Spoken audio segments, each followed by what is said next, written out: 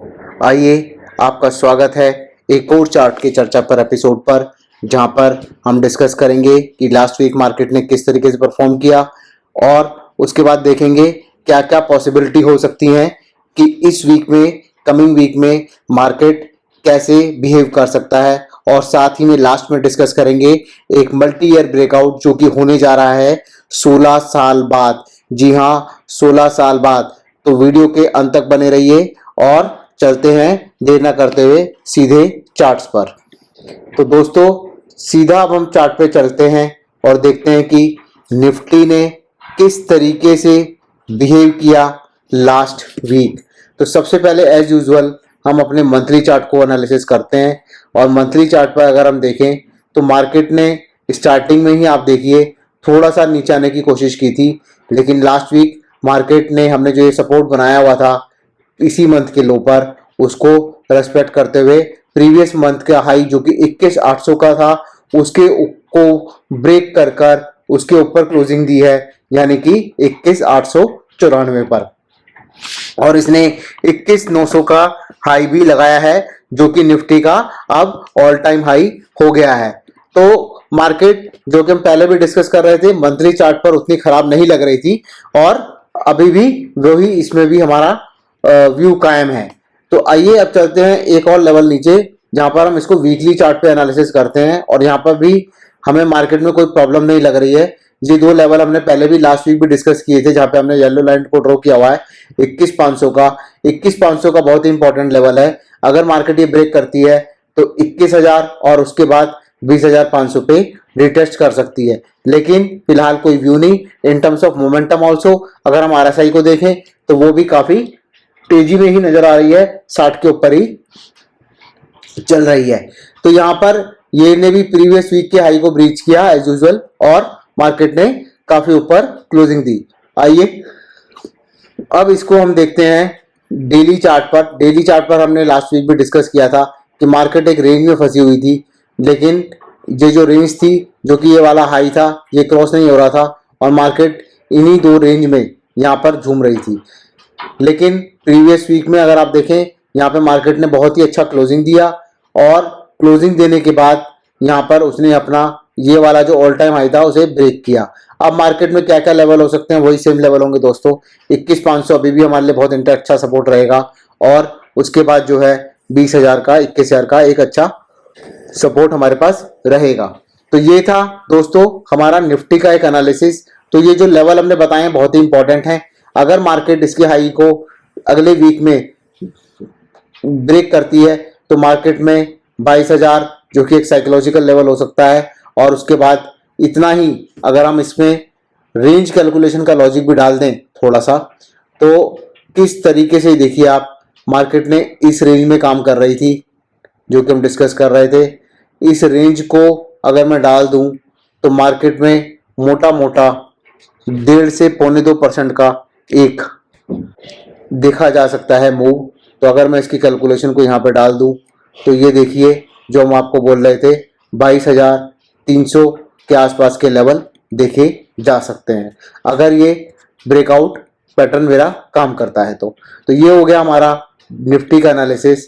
और हम देखते हैं अब बैंक निफ्टी का एनालिसिस। तो बैंक निफ्टी में भी अगर देखें तो थोड़ा सा मार्केट ने नीचे जाने की कोशिश की, लेकिन अभी वो बीच में बंद हुआ है, लेकिन अभी भी इसने अपने प्रीवियस मंथ के हाई को क्रॉस नहीं किया है।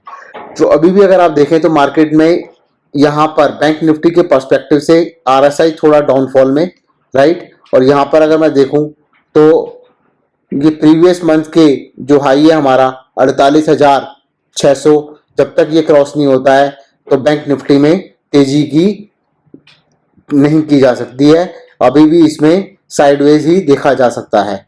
वीकली में भी अगर मैं देखूं तो वही रेंज एक रेंज में बाउंड हो गया है, जहां पर 46,000 900 का लेवल नीचे की तरफ और ऊपर की तरफ जो उसका 48,600 का लेवल है, वो इसके लिए एक मेजर हर्डल बना हुआ है।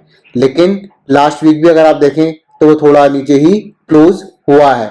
और अगर हम डेली चार्ट पे देखें तो डेली चार्ट पे भी अगर वो आप देखें तो बहुत ही साइडवेज में है। वही नीचे वाला लेवल एक जो है 47,000 का, और 47,000 के बाद ये जो लेवल है ये वाला, यानी कि 48,200 और 48,000 के आसपास, जब तक ये वाला हडल उसका क्रॉस नहीं होता है तो बैंक निफ्टी में थोड़ा सा परेशानी देखी जा सकती है।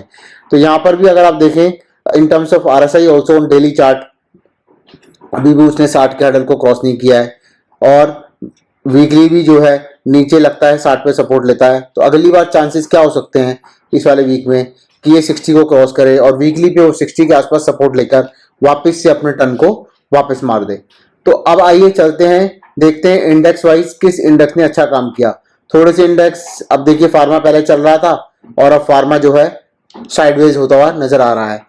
फिर अब देखें तो सबसे अच्छा ब्रेकआउट जो आया वो हमारे निफ्टी आईटी में आया। तो निफ्टी आईटी में भी एक हमने ट्रेंड लाइन ड्रॉ की हुई थी, इसमें यहाँ पे उसने ब्रेकआउट दिया, उस ट्रेंड लाइन को रीचेक किया और रीचेक करने के बाद एक तेजी बनी हुई है। और अब बैंक जो निफ्टी आईटी है वो अपने ऑल टाइम हाई के पास है। हो सकता है यहाँ से निफ्टी आईटी अपने ऑल टाइम हाई को टच कर दे और उसके आगे भी एक ब्रेकआउट दे दे। इसी के चार्ट पे अगर हम वीकली में देखें तो यहाँ पर ये अगेन ये जो हमने बताया यहाँ से गया और यहाँ पर वो अपने इस लेवल को ब्रीच, देखिए इस लेवल को उसने अभी हाई, ये वाला जो लेवल था हडल था उसको अभी ब्रीच किया है नहीं किया है। जैसे ही इसको वो ब्रीच करेगा तो वो अपने ऑल टाइम हाई यानी कि 39,000 और उसके बाद अपने आगे की जर्नी को ब्रेकआउट को कंटिन्यू कर सकता है। सिमिलरली अगर हम डेली चार्ट पे देखें तो डेली चार्ट पे भी सेम पैटर्न हमारा बना हुआ है।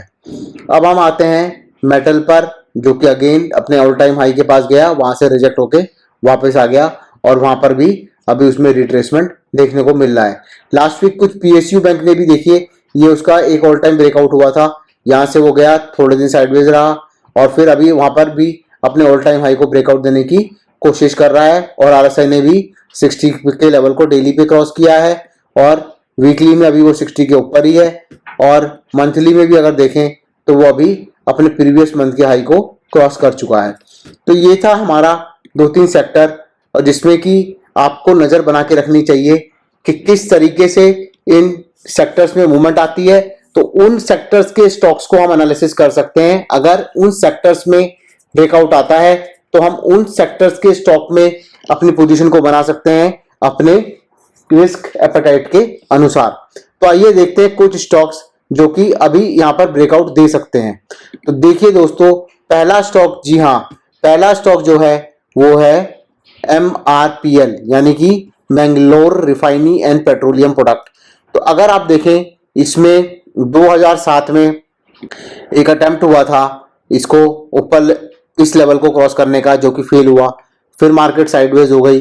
फिर 2017 में एक अटेम्प्ट हुआ, फिर मार्केट साइडवेज हो गई, नीचे की तरफ आ गई, और फिर यहाँ पर एक अटेम्प्ट हुआ तो यहाँ पर भी फिर मार्केट ने रिजेक्ट होकर नीचे आ गई। अभी आप देखें यहाँ पे कंटिन्यूसली ग्रीन कैंडल्स हमें दिख रही हैं ऑन मंथली चार्ट। अगर हम इसमें वॉल्यूम की एनालिसिस भी करें तो आप देखिए यहाँ पर जब वो रिजेक्ट हुआ था कुछ दिन वॉल्यूम था, लेकिन यहाँ पे वॉल्यूम धीरे धीरे बिल्ड हो रहा है। तो ये देखिए आप यहाँ पे वॉल्यूम भी बिल्ड होता हुआ। दूसरा, यहाँ पर अगर आप देखें ट्रेंड भी आपका अपसाइड में, और एक बहुत ही स्ट्रॉन्ग कैंडल के हिसाब से यहाँ पर एक ब्रेकआउट आता हुआ। तो दोस्तों ये बहुत ही स्ट्रॉन्ग कैंडिडेट बन सकता है एक पोजीशन को बनाने के लिए, जिसमें कि एक हमें मल्टीपल हेड एंड शोल्डर का पैटर्न यहाँ पर नजर आता है। तो ये बहुत ही बड़ा ब्रेकआउट बन सकता है। तो दोस्तों अगर हम इसमें प्राइस रेंज की कैलकुलेशन का भी लॉजिक लगाएं तो ये देखिए यहाँ पर एक ब्रेकआउट लेवल, और इसी को अगर हम ऊपर की तरफ डाल दें तो इसका पोटेंशियल जो है वो आप देख सकते हैं दोस्तों, वो कितना हो सकता है, वो हो सकता है अप्रोक्सीमेटली इतना, यानी कि 1000 के आसपास। लेकिन अगर मैं इसकी शॉर्ट टर्म की बात करूं तो शॉर्ट टर्म में भी इसका पोटेंशियल बहुत ही अच्छा नजर आता है, क्योंकि अभी ये अनचार्टेड टेरिटरी में घुस गया है। और यहाँ पर भी अगर आप देखें तो इसने अपना RSI लेवल पे भी, मंथली लेवल पे भी अपना 60 के लेवल को काफी सालों बाद, यहाँ पर 2017 में गया वो, और उसके बाद यहाँ गया, और उसके बाद अभी इसको ब्रेक किया है। लेकिन पहले वाले ब्रेकआउट और इस वाले ब्रेकआउट में केवल फर्क ये है, यहाँ पर अगर आप देखिए तो एक ही कैंडल यहाँ पर थी जो कि ब्रेकआउट देने की कोशिश कर रही थी। यहाँ पे कंटिन्यूअसली वॉल्यूम बिल्डअप होता हुआ, और सिमिलरली इस वाले में देखेंगे ये जो ब्रेकआउट ट्राई हुआ था यहाँ पे वॉल्यूम भी हमें नहीं नजर आ रहा था दोस्तों। लेकिन अभी जब हम इस चार्ट को देख रहे हैं, प्राइस एक्शन को एनालिसिस कर रहे हैं, तो यहाँ पर हमें वो वॉल्यूम्स नजर आ रहे हैं। तो दोस्तों आप जानते हैं कि इस तरह के मल्टी ब्रेकआउट को किस तरीके से आप पोजीशन बना सकते हैं। तो ये वाला जो कैंडल है जो कि ऑलरेडी 20% बढ़ चुका है इस महीने में, इसके हाई पर आप अपनी पोजीशन को ओपन कर सकते हैं और इसके लो पे जाने के बाद आप उसको इनवैलिड मान सकते हैं कि ब्रेकआउट फेलियर मान सकते हैं और अपना स्टॉप लॉस कर सकते हैं। तो यहाँ पर जितना भी हम यहाँ पर डिस्कस करते हैं दोस्तों, ये एजुकेशन पर्सपेक्टिव से है। इसमें कोई भी पोजीशन बनाने से पहले आप अपने फाइनेंशियल सलाहकार से जरूर डिस्कस कीजिएगा। तो आइए देखते हैं एक और स्टॉक इसी तरीके का दोस्तों। ये देखिए यहाँ पर भी अगर आप देखें 2017 में एक अटेम्प्ट हुआ था। ये स्टॉक है मुंजाल ऑटो। जी हाँ, मुंजाल ऑटो इंडस्ट्री, जो कि यहाँ पर एक ब्रेकआउट हुआ था, कोशिश हो रही थी 2017 में। 2017 के बाद अब हम आए हैं यहाँ पर 6 साल बाद। ये थोड़ा छोटा कप है लेकिन यहाँ पे बहुत ही स्ट्रॉन्ग। यहाँ देखिए जब यहाँ पर हुआ था ब्रेकआउट होने की तैयारी, तो यहाँ पे वॉल्यूम लैग कर रहे थे, लेकिन अभी यहाँ पे देखिए धीरे धीरे वॉल्यूम बढ़े और यहाँ पर वॉल्यूम एक्यूमुलेट हो रहे हैं। सेम कंडीशन यहाँ पर भी अगर आप देखें तो 20% के आसपास ये स्टॉक अभी मूवमेंट ले चुका है इस महीने में। तो इसके लो के नीचे आप अपना स्टॉप लॉस लगा सकते हैं और इसके हाई के ऊपर भी लगा सकते हैं। और इसकी रेंज कैलकुलेशन के लिए अगर शॉर्ट कप से भी लेनी है तो इसकी रेंज कैलकुलेशन से इसमें भी काफी अपसाइड आपको देखने को मिल सकता है। क्योंकि ये हम चार्ट मंथली देख रहे हैं तो इसमें आपको पेशेंस बनाकर अपनी पोजीशन रखनी पड़ेगी और अकॉर्डिंगली स्टॉप लॉस को ट्रेल करना पड़ेगा। तो दोस्तों ये देखिए इसमें भी जो अपसाइड के मूवमेंट देखे जा सकते हैं वो 200 के आसपास देखे जा सकते हैं। तो दोस्तों यहाँ पर भी एक बहुत ही अच्छी अपॉर्चुनिटी जो कि आप अपने फाइनेंशियल एडवाइजर से डिस्कस कर सकते हैं और उसमें अपनी पोजीशन बना सकते हैं। तो ये था हमारा एक और स्टॉक जिसमें कि आप अपनी पोजीशन को बना सकते हैं। आइए अब देखते हैं एक आईटी क्षेत्र से, जहां पर हम चार्ट को एनालिसिस कर रहे हैं। ये देखिए यहाँ पर ये मंथली चार्ट है और ये हमारा वीकली चार्ट है।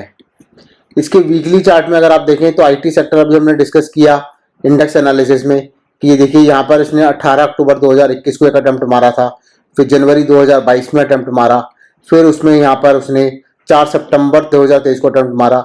यहाँ पर एक अटेम्प्ट मारा, उसको फेल करने की कोशिश की और यहाँ पर वो फिर वापस से रीटेस्ट होकर वापस आता हुआ अगर इसके हाई को क्रॉस करता है तो आप इसमें एक छोटा सा टारगेट जो कि वीकली के हिसाब से यहाँ पर छोटा सा टारगेट रेंज कैलकुलेशन के हिसाब से यहाँ पर एक पोजीशन को बना सकते हैं। क्योंकि इसको वीकली टाइम फ्रेम पे देख रहे हैं तो छोटा सा एक रेंज कैलकुलेशन आप देख सकते हैं यहाँ पर, यानी कि इसमें कम से कम 7,500 और उसके ऊपर के लेवल को देखा जा सकता है। जी देखिए दोस्तों, तो यहाँ पर हम देख सकते हैं इसमें 7 से 8,000 के लेवल देखे जा सकते हैं 3 से 4 महीने में। तो दोस्तों ये था हमारा इस महीने का वीकली मार्केट अपडेट। अगर आपको इसी तरह के स्टॉक आइडेंटिफाई करने के कुछ तरीके सीखने हैं तो आप विजिट कर सकते हैं skSchoolOfTrading.com पर, जहां पर हम आपको दिखाते हैं ट्रेंड फॉलोइंग सिस्टम, कुछ advance index trend following system, ये जो इन्वेस्टमेंट टेक्निक्स है इसके एग्जैक्ट एंट्री एंड रूल, जहां पर हम आपको व्हाट्सएप सपोर्ट और वीकेंड में क्लासेस भी देते हैं। तो अगर आप यहाँ पर हमारे साथ जुड़ना चाहते हैं तो यहाँ पर इस फॉर्म को भरिए और इस फॉर्म में अपनी डिटेल छोड़ दीजिए और जहाँ से आप हमसे कांटेक्ट करेंगे और हम आपको इस ट्रेनिंग प्रोग्राम में एनरोल कर सकते हैं। तो दोस्तों यहाँ था इस वीक का अपडेट और फिर अगले हफ्ते फिर मिलेंगे दोस्तों एक नई अपडेट के साथ और कुछ नए स्टॉक्स के साथ जो कि आपकी वेल्थ क्रिएशन जर्नी में आपकी हेल्प कर सकते हैं। तो दोस्तों इस वीक के लिए जय हिंद, धन्यवाद।